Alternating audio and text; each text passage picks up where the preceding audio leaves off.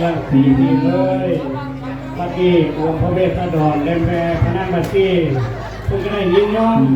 อับสู่บ้านสู่เมืองสีพี่เขาแล้วก็ขอเสียงข้าวเมืองสีพี่ของเขาเร็ว